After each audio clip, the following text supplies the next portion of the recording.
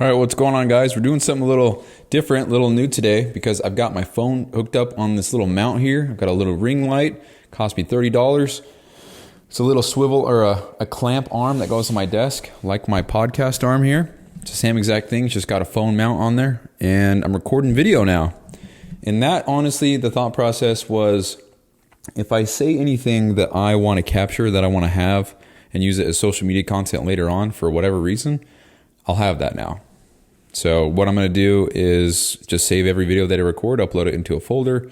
Since it's on my phone, I can just click the little share button and probably just upload it to Dropbox or AirDrop it to myself, because AirDrop's pretty sick, and just start saving the videos, because I've got 2 terabytes worth of storage that I can use on Dropbox, and I can actually pay for 3 terabytes more for $6 more a month. So storage is not an issue, because Dropbox is the shit. So shout out to Dropbox. Maybe Nito will get some stuff going with storage, file storage and stuff like that. But anyway, so we got the video, and yeah, so I was looking at my calendar today, and it looks like we have the 16-week cut recap episode. So if you're new, I got to talk to you about so much stuff today, guys. Holy shit. So if you're new, the 16-week cut, let's see, where is it? 16-week cut. Hold on. Oh, it's on the... Hold on. Episode 242. I'm going on a 16-week cut plus aggressively believing in myself. So that was when I committed to going on a 16-week cut. Now here we are, episode 352, I believe. Yeah, so pretty cool to think about, because I recorded that show over 100 episodes ago, and I committed to a 16-week cut, and I just held through. I just went through it. So I'm going to talk about that today.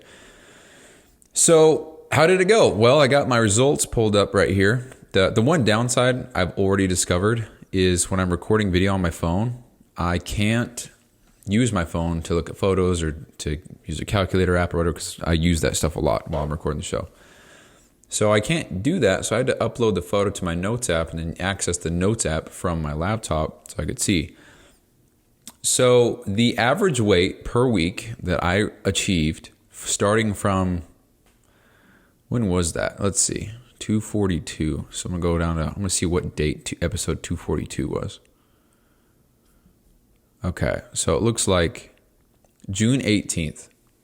So June 18th, that was before I started phase 3. Holy shit. So June 18th, that's when I weighed 204.4 pounds. Now here's the thing. I started at 204.4, but at the end of the first week, my average is 197. So what you can chalk that up to is I didn't lose 7.4 pounds. There was a lot of water weight there from me eating like shit. So that's exactly what that was. So my weight dropped drastically. And when I start taking shit serious and drinking the water and everything like that, the numbers can move around quite a bit.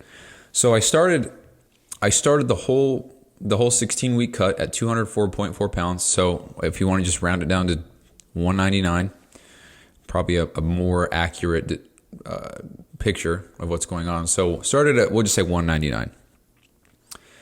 The average weight went like this: 197, 193, 191.8, 191.6, 192, 190.2, 187.4, 193, 191, 192.1, 189, 188, 187, 185.4, 181.6, 180.6, and then it looks like today I was 181. So as far as the averages go, I think I lost weight every single week except this last week. And I honestly didn't really take it. So the cut, all in all, I didn't take it extremely super serious, hardcore doing cardio. There was a lot of me being a lazy ass in there. And it kind of happened around day 42, which that was actually right after I finished phase 3. So after phase 3, I kind of let off the gas a little bit, because that's when I went out to eat 3 days in a row. Then I went to Colorado for 4 days. No gym, no focus on eating healthy, nothing like that.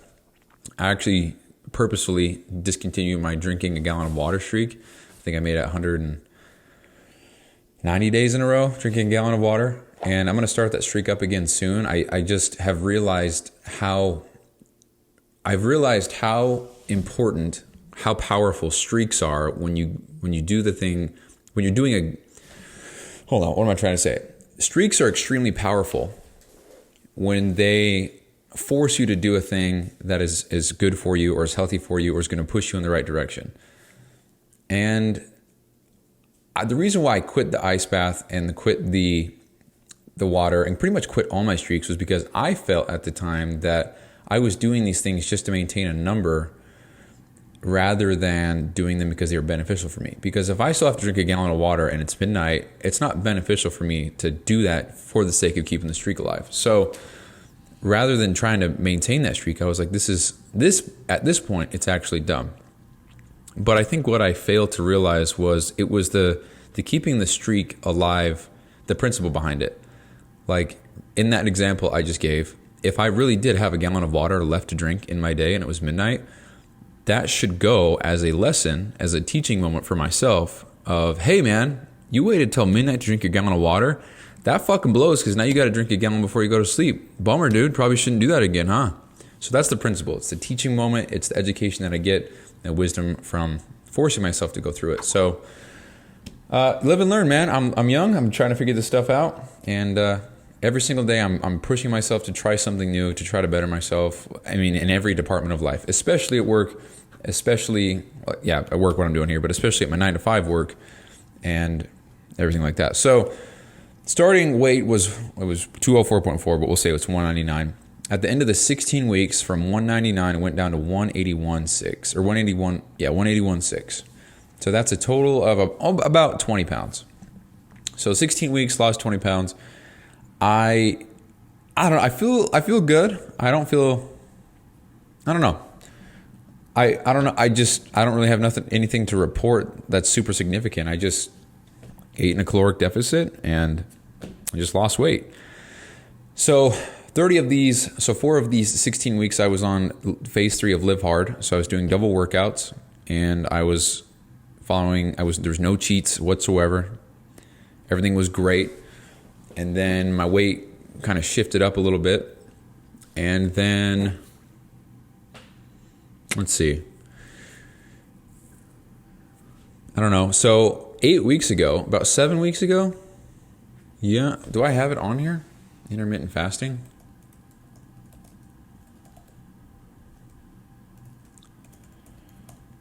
Do I have that written?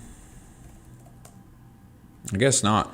Well, I want to say about 6 or 7 weeks ago, I started intermittent fasting because I've never done it. Because I've never done it before, and I wanted to give it a shot.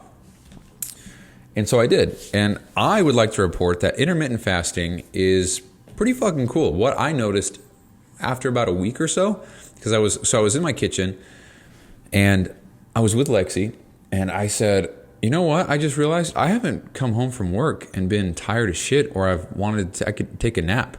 Not one time during intermittent fasting did I ever want to take a nap. I never was like, dude, I'm so tired. I have to go to sleep now. Or when I get home from work, I'm taking a nap.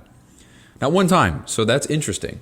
Now, I don't know the science behind why that is, but I'd like to believe it's something to do, and I don't know for sure, but I'd like to believe it's something to do with just how we're wired. So back in the hunter-gatherer days, if you were hunting for food, you're not just going to take a nap. Your body's like, hey, we have to find food or we're going to die. We can't sleep. Stay awake, go kill the whatever, chop it up, eat it, whatever. So I like to think it's something to do with that. I really have no idea if it does or not, but that makes sense in my mind. So I don't know. So my feeding window was from 11 a.m. to 7 p.m. On some days it was 12 to 8. Other days it was 1 to 9. Some days actually it was 2 to 10. But that really sucked because the next day I couldn't eat until 2 o'clock. And that doesn't work for me. So yeah, I did a 16-8 ratio. So 16 hours I was fasting, 8 hours I was eating. And I think I like this quite a bit actually, because when I wake up in the morning, I don't have to worry about eating breakfast or preparing food to eat immediately. I don't have to worry about trying to figure out or trying to track macros or trying to whatever, cook food, prep food. Goddamn speaker. don't have to worry about any of that stuff. And on the days where I don't work, I just wake up and I come down, or I go to my office or whatever. Right now I moved my stuff down to my kitchen. I don't know if I like this. I'm still testing it out, but might move it back upstairs. But I would just wake up, pour myself some coffee, and then I would just work, and that was it. So I would just have black coffee, and that's it. Or I'd have an energy drink or something like that, and it was fine. I was never tired. I was never, I'd be fatigued and stuff because I'd want to eat, but I wouldn't be tired as in my eyes were heavy and I'd want to sleep. I was just feeling, I don't know. And so I don't know where I'm going with that. But as far as hunger pains go, I personally didn't really experience that much. If I did, it was while I was at my 9 to 5, and it was within 2 hours of my fasting window ending. So around 9 a.m., I started feeling kind of hungry. Like, wow, I could eat something now. And yeah, so that's about the only times I got hungry. And you'd think it'd be worse because on the days that I didn't work, because I have complete access to food in my house. I have everything here. At work, I only have what I packed, and I can't just go into the break room, sit down, heat up my shit, and start eating in the middle of my shit. Like, I'm fortunate enough that I can actually, but can't just do that. So that's about when I got hungry. As far as my macros go, I hate to say this because it makes me feel so weak, man, but I didn't track everything every day. But the natural, just the way that intermittent fasting is, I don't know how to explain this. So because I only was allowed to eat 8 hours per day, I was still eating the same. However, I wasn't eating breakfast and I wasn't eating at my first break at work. And normally what I'd have for breakfast is maybe a bagel with some cream cheese or something like that, maybe a protein bar. And then, so you can say that's about 200, 300, 400 calories total. And then for my first break at work, I would usually have some kind of sandwich. It's like a PB&J or a turkey and ham or something like that. Turkey and cheese, whatever. So you can say that's about 500 calories. So between that, so 500 there, and then from breakfast, we'll say 300. That's 800 calories that I'm just not eating anymore. So by the natural way of intermittent fasting, it did exactly what it was supposed to do. It put me in a caloric deficit, which is how every single goddamn diet works. Every single diet works the exact same. That all puts you into a caloric deficit. It's just the way that it does that, and how it's more sustainable for some people versus other people. That's the difference. So you have carnivore and keto, intermittent fasting, flexible dieting. They all do the same exact shit. It's just a different means of getting there. So I say that all the time, but dude, I'll be at work and I'll hear people in the break room like, "Oh, did you try this thing? Oh, I heard it's supposed to blah blah." Yeah, it's supposed to put you in a caloric deficit. That's how you lose weight. Period. End of story. That's the end of that discussion forever and ever. So, but yeah, so that's how that went. I wasn't that hungry. It was 16-8 window. Did it for 8 weeks, I think it was like 6 weeks. I have to go back and figure that out. But about 3 weeks ago, I was like, yeah, I'm going to come off this. I think originally I committed to 4 weeks, but then after that, I was like, I'll just finish it out. And as of today, this is my last day on the 16-week cut, and I didn't think about it once. I didn't look at a calendar and I'm like, okay, so I've got 112 days left. Okay, I've got 87 days. I didn't look at the calendar. I didn't look at how many days left I had, because this is me trying something out for me. This is me committing to the lifestyle that I'm trying to adapt to, whatever. So I actually just noticed that I wasn't tracking the days. I wasn't counting the days left until I could not do intermittent fasting. I wasn't counting the days until I could finally wake up and have a Snickers bar at 7 a.m. Like I didn't once look at it. And look, here we are. The whole thing's over. 16-week cut is over.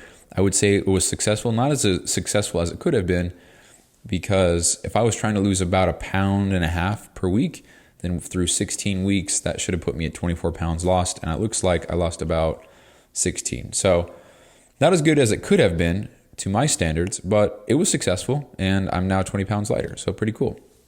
I also, that's a quick summary of how it went. I'm trying to think of what else. So during my fasting window, I wouldn't have calories, obviously, but I'd have black coffee. I'd have 0-calorie energy drinks. I was trying to dig up some information because apparently certain sweeteners, even though they're 0 calories, can break a fast. I'm not too familiar with how that works, but something I should learn. So let's see, what else is there? Yeah, I didn't hit the gym during my fasting window. I don't think it's a good idea to train while fasted. And there's nothing in your body, there's nothing in your system. And you're supposed to have a protein shake. If I choose to have a protein shake right after, like according to my plan, I'm supposed to, then I couldn't do that because if I trained at 8 a.m. on days like today where I don't have my 9 to 5, I couldn't have anything until 11. So if I worked out at 8, finished at 9, that's just 2 hours of nothing. My body needs the nutrients to start the recovery process. And if I'm not doing that, then I'm missing out a shit ton of progress or recovery. So there's that. Didn't work out during the fasting window. What else? I think that's it.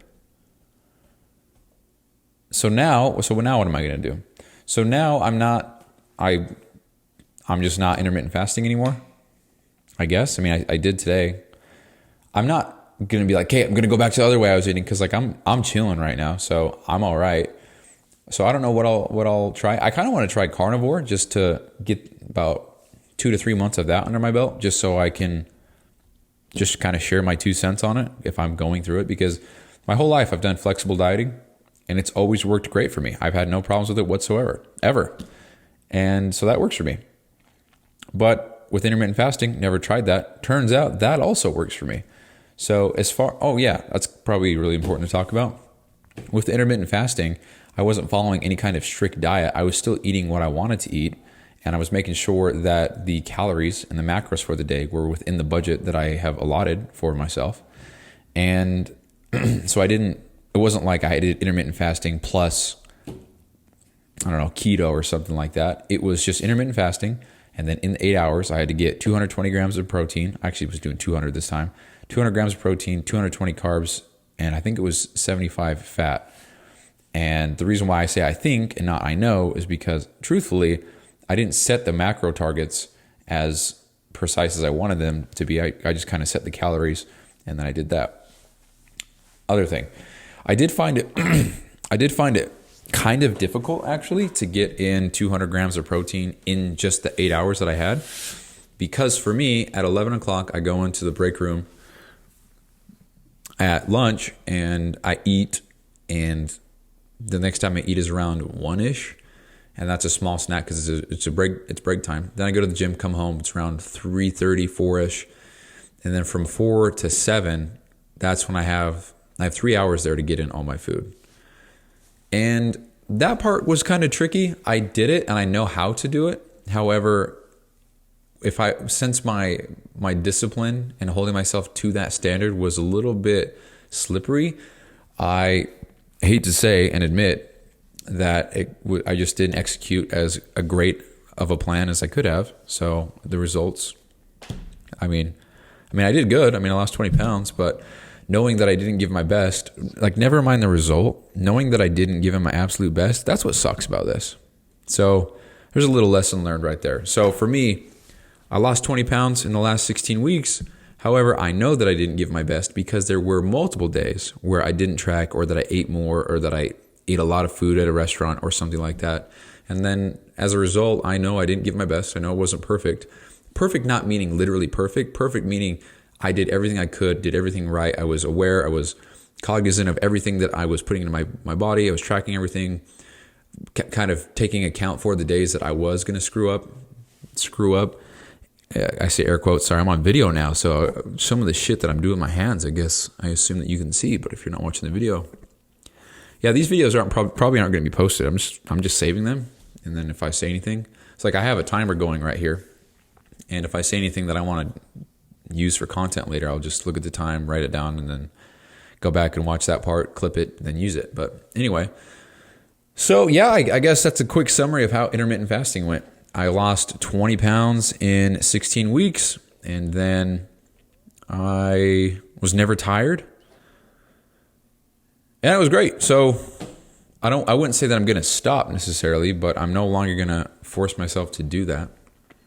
So that's that, man. Also, during the process, I swapped from MyFitnessPal to Chronometer, and I like that a lot more actually, because during this the whole time I thought it cost money to use that. Turns out it's free, but there is a paid version, and the paid version, I think it's beneficial for sure, but the free version has everything you need, and it's a lot more detailed. It goes into detail of micronutrients.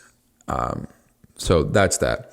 As a result of learning all this stuff, I realized just how malnourished I am, because I'm looking at all the numbers for like zinc and boron and magnesium, all these different all these different minerals, and based on my goals and what I'm doing in life, my height, my weight, age, everything like that, and the biggest one, my goals and what I'm trying to do, I need a lot of these nutrients. And when I was tracking my food intake for a whole day, I noticed that I was very low on so many things, even with a multivitamin.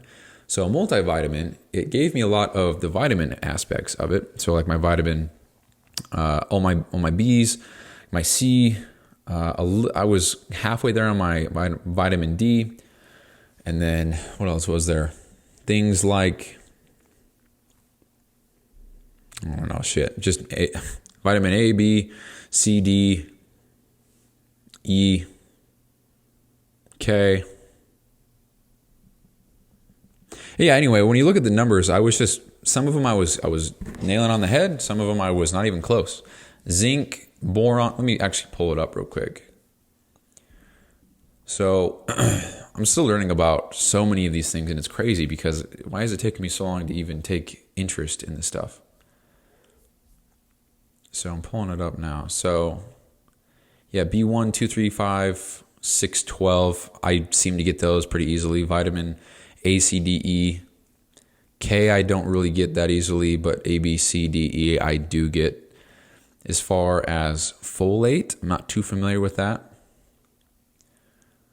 It looks like folate is needed to make DNA in new cells. Interesting. And then we have minerals. So this is what I'm talking about. So calcium, copper, iron, magnesium, manganese, phosphorus, potassium, selenium, sodium, zinc. And then boron's not on here, but it should be. I don't know why it's not. But all my minerals, dude, I suck ass at getting those. That's crazy because I'm looking at the targets, and sodium, I mean, I get sodium. It's very easy to eat a shit ton of salt. But as far as zinc goes and boron and magnesium, shit's kind of hard to get because for me, I'm trying to get about 40 to 50 milligrams of zinc. Shit's hard to get. I don't want to eat oysters. Apparently oysters are just chock full of this shit, but hell no, dude, never. And then for magnesium, it's in coffee, so that's cool. Tea, it's in beans, soybeans, legumes. It's in leafy greens like spinach, beet greens, and kale. I don't eat that stuff, man. So a lot of these minerals I'm missing out just because my diet doesn't have it. So I've been taking a multivitamin. Turns out that multivitamin just doesn't have these things either. So what I've been doing is I go on Amazon and I'm looking at the things that I'm deficient on, and I'm buying single ingredient minerals because clearly. So here's the other thing. I'm looking at the dosages of multivitamins and seeing what they have in each product. And a lot of them have a lot of good stuff, but not the right dosages, at least for what I'm trying to do. So I went on there to Amazon and I was just looking at, go to my shopping cart. They're in there right now. So I was looking at magnesium glycinate because it's a very bioavailable version of magnesium, meaning that it gets absorbed into the bloodstream and digested, all that stuff, much quicker than any other version, any other form. Then we have, I don't know how to pronounce this, but there's zinc picolinate, picolinate, I don't know. Apparently that's super bioavailable as well. And then we have boron glycinate, which is the most bioavailable version of boron. So we have boron, zinc, magnesium, and then so I wanted to actually go get my blood work done, see what my testosterone's at, see where all my levels are, and then begin a regimen like this with some minerals and see how my blood work changes over 6 months or something like that. because I don't know. And there's no way to know unless I actually get my lab work done. So there's that. So yeah, this whole little 16-week cut was actually very beneficial for me because I learned a lot, not only about myself, but nutrients and trying to be better, health, like actual health, not body composition. But yeah, so that's that. I'm learning. And that's all I wanted to say. I'm also going to talk about this real quick. So yesterday I hopped on Podbean, which is my podcast host, and I saw that I had 37 streams 37 streams, which is the highest I've ever gotten. There was that one day where I had 164, but I mean, there's probably just one person, and they probably left their thing on, and that's why I got so many streams. So yesterday I got 37. And I was like, yep, that's a real record. Hell yeah. And then I come back this morning, I'm looking right now. I have 274 downloads today. And 101 of those are from China. Okay. And the other are from California. And the reason why I know that is because it's 5 days into the month.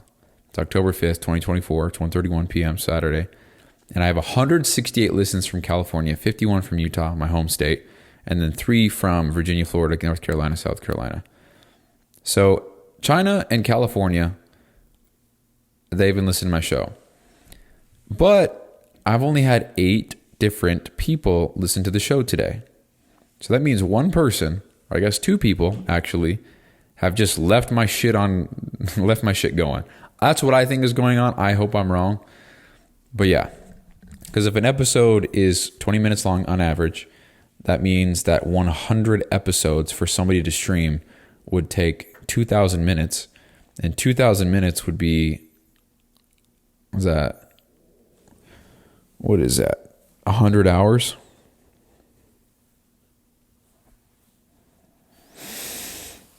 No, dude, I can't do math right now. But anyway, I only have 8 unique listeners today. So, I mean, as far as the numbers go, that's cool because now I'm closer to 3,000 downloads. But this is weird to think about. I got 10% of all of my listens ever in the history of the entire show up to date today. I got 10% because I got 2,886 downloads. And 274 of them came from today. So almost 10%, about 9%. 9% of all downloads, history of the show, came from today. So, I mean, that's cool. So, anyway. Yeah. You know what I'm going to do? I'm not going to save these clips unless I do say something that I want to save that I want to have for later. So, might just delete this one and keep on living my life. So, well, anyway, I think that's all I wanted to share. Oh, wait, no, the other thing. No, I'm going to save that for tomorrow. I'm really annoyed. Yeah, I'm done talking. I'm going to end the show, guys. Appreciate it. Peace out.